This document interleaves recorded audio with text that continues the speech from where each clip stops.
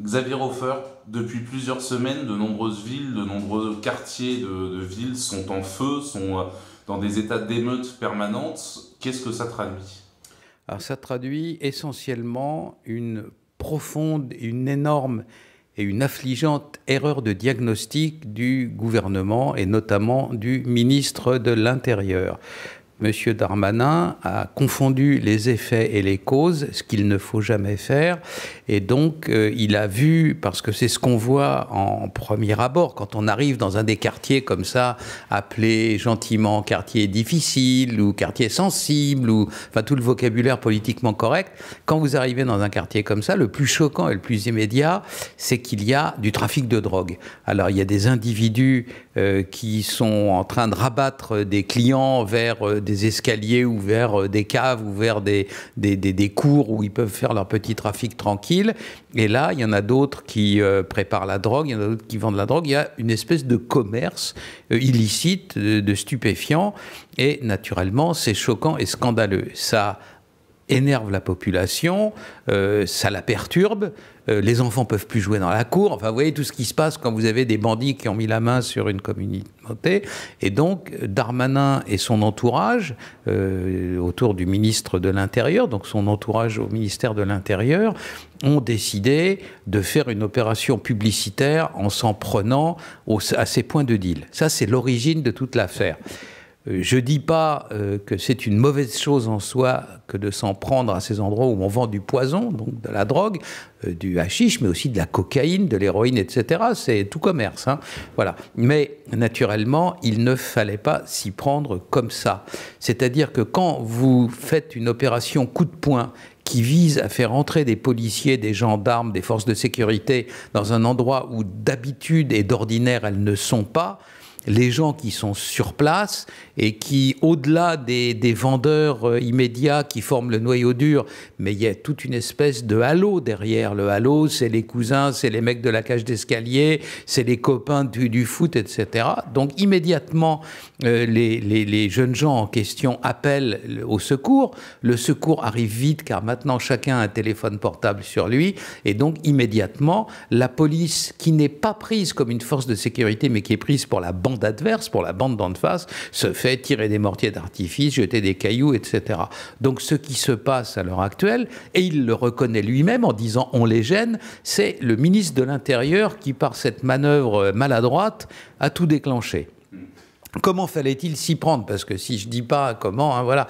Alors d'abord, on remet de l'ordre dans la cité, on fait en sorte qu'elle soit pacifiée, et après ça, mais ensuite, et dans un deuxième temps seulement, quand la cité est pacifiée, on y interdit tout ce qu'il y a d'illicite, c'est-à-dire la prostitution des mineurs, c'est-à-dire les marchés aux voleurs, c'est-à-dire le désossage et la vente en pièces détachées des voitures volées, c'est-à-dire le trafic de stupéfiants, etc. Comment on pacifie une cité? Alors, c'est simple. C'est bien simple, je veux vous dire, c'est même prévu, hein. Je ne veux pas trahir des grands secrets, mais c'est même prévu. À savoir que des forces de sécurité, et notamment la gendarmerie nationale, ont prévu qu'un jour, ça risquait de se produire. Et comment ils s'y prendraient? Ça consiste à prendre les 100 ou 150 cités les plus effroyables, celles qu'en langage administratif, on appelle quartiers de reconquête républicaine.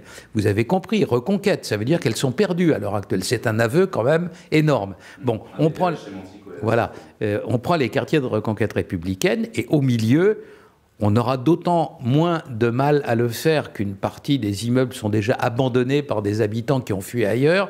On installe un poste de gendarmerie et le poste de gendarmerie rétablit la loi et l'ordre dans le quartier. À savoir qu'on n'a plus le droit d'y faire des choses illicites, on se comporte normalement avec les gens, on ne monopolise plus les escaliers ou les ascenseurs pour y planquer de la drogue, obligeant des mamans avec des poussettes de monter à pied jusqu'au 7e étage. Et une fois que l'échelon de sécurité, si vous voulez, une fois que la section de la gendarmerie ou quoi que ce soit est sur place et que les habitants apprennent qu'elle est là pour durer, immédiatement, tout le monde va les voir pour leur dire « il y a ça qui va pas, il y a ci qui va pas, etc. Regardez, il y a un pitbull, il m'a mordu. » Enfin, chose que les gens ne font pas quand il y a des opérations coup de poing. Parce que si jamais les policiers ou les gendarmes repartent après l'opération coup de poing, les habitants sont livrés à nouveau aux bandits, vous comprenez? Qu'est-ce qu'on attend en fait pour appliquer ça? Qu'est-ce que l'État attend? De l'avis des principaux intéressés, c'est-à-dire les policiers de terrain et les gendarmes, c'est une question de volonté politique. Ça pourrait se faire demain matin si on le voulait. Simplement, c'est une histoire de courage politique et les dirigeants politiques à l'heure actuelle n'en ont pas, puisqu'ils vivent obnubilés par l'avis de leurs conseillers de communication qui disent « Oh là là, tu fais ça, tu vas perdre un point dans les sondages, mon Dieu, regarde ». Alors, comme bien entendu, on est en France, il y a toujours une élection au coin de la rue. Non, non, non, non, penses-tu? Alors, au jour où on parle, il y a grosso modo 390 jours qui restent avant l'élection présidentielle, ou 400 ou 380, quelque chose comme ça. Dire là, on est à moins de 1000 jours de la campagne, tu peux pas, etc. Donc ils se font peur à eux-mêmes et donc ils n'agissent pas. C'est pourtant simple, il suffit de faire en sorte, enfin un enfant de 4 ans est capable de comprendre qu'il s'agit de faire en sorte que l'ordre et la loi règnent dans les quartiers nord de Marseille exactement autant qu'ils règnent à Romorantin ou à Cricbeuf-le-Petit ou à la Motte-Beuvron. Vous croyez, c'est pas difficile? Eh bien non, ils ne le... Enfin si, ils le comprennent très bien, mais ils n'ont pas envie de le faire.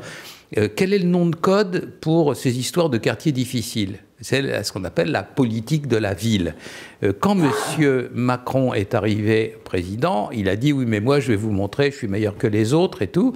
Donc, il a créé un comité présidentiel des villes et il a fait tout un tintouin autour de ça pour dire « Voilà, les quartiers difficiles qui sont pleins de promesses, pleins d'avenir, etc. » C'est possible, mais en aucun cas, ces quartiers-là ne peuvent être pleins de promesses et d'avenir tant qu'ils sont tenus en main par des gangsters ou des imams salafistes, vous comprenez? Bon, voilà. Alors, à partir de ce moment-là, il a commencé à se faire ouvrir les dossiers, et puis il a fait venir M. Borloo, et puis il a dit, vous comprenez, la politique de la ville, tout ça. Et puis quand il a compris ce qu'il faudrait faire pour rétablir l'ordre, il a dit « Oups », il a remis le couvercle de la marmite et il n'a plus touché au truc, il a renvoyé M. Borloo dans ses buts et après ça, il n'a plus touché au dossier. Le comité présidentiel des villes ne s'est plus réuni depuis lors. Il est mort-né. En conséquence de quoi, là aussi, un enfant très jeune est capable de comprendre que quand quelque chose est anodin, il suffit de ne pas s'en occuper, ça passe tout seul. Mais quand c'est grave, quand on ne s'en occupe pas, il s'aggrave. D'où les émeutes chaque fois plus fréquentes, d'où le fait que les gamins qui font ça sont chaque fois plus jeunes, parce qu'ils bénéficient du coup de baguette magique de Mme Taubira, qui a mis concrètement la jeunesse en dessous de 18 ans hors de portée de la police et de la gendarmerie. Peut-être pas à 100%, mais bien à 95%. Donc, vous laissez un jeune dans l'impunité, libre de faire ce qu'il veut, il fait le pire, généralement. Alors justement, ces jeunes, depuis le début de l'affaire Youri, du nom de ce jeune homme d'origine ukrainienne qui s'est fait tabasser presque à mort à Beaugrenelle, quartier de Beaugrenelle à Paris, effet de mode médiatique ou pas, on a l'impression que ces guerres de gang entre très jeunes hommes, puisqu'on parle de jeunes qui ont entre 13 et 16 ans globalement, on a l'impression qu'elles se multiplient, maintenant il y a des morts, il y a récemment un jeune de 15 ans qui est mort d'un coup de couteau suite à ce genre de rixe. Est-ce que c'est le même problème que ce problème d'émeutes dans les banlieues, ou est-ce que c'est un phénomène social distinct pour vous? Non, c'est le même à différents moments de la journée. En gros, de l'avis des policiers de terrain, ceux qui sont sur place, souvent en civil, qui observent, qui se renseignent, les deux phénomènes impliquent des individus qui sont en gros à 90% les mêmes. Alors, naturellement, vous savez comment fonctionnent les médias. On ne peut pas les incriminer de ça. Et par tradition, que ce soit il y a un siècle ou aujourd'hui, les médias ne parlent pas des trains qui arrivent à l'heure. Ils parlent des trains qui n'arrivent pas à l'heure, parce qu'il faut que quelque chose se soit produit pour que ça vaille la peine d'en informer les gens. Donc nous qui suivons ces affaires-là au quotidien, je peux vous garantir que des émeutes, il y en a tous les jours depuis le début de l'année 2021. Et nous avons une base de données, nous en tenons le décompte très précis. Et en 2020, déjà, il y a eu dans l'année 187 jours où il y a eu une émeute quelque part en France métropolitaine. C'est-à-dire un peu plus d'un jour sur deux. Voilà, M. Darmanin peut raconter ce qu'il veut, il peut dire insupportable, inqualifiable, etc. C'est que chaque fois qu'on jette une pierre dans un carreau, la République est menacée, tout ça. Mais ça n'empêche le fait que ce sont des actes sérieux, parfois des actes graves. Souvenez-vous des dizaines de mortiers tirés sur un commissariat de la banlieue parisienne, là, dans le Val-de-Marne, et donc à Champigny, et voilà ce qui se passe. Donc on ne peut pas dire que ça n'existe pas. Alors, c'est pas toujours des phénomènes très graves, des fois ce sont des petites échauffourées, mais le fait qu'elles se multiplient signifie concrètement que ceux qui se livrent à ces actes, et je dis pardon aux policiers parce que c'est pas très agréable, mais ces jeunes en question dans les bandes les prennent pour des bouffons, ils ont plus peur d'eux, et donc ils s'en prennent à eux pour les faire cavaler chaque fois qu'ils le peuvent. C'est ça la réalité.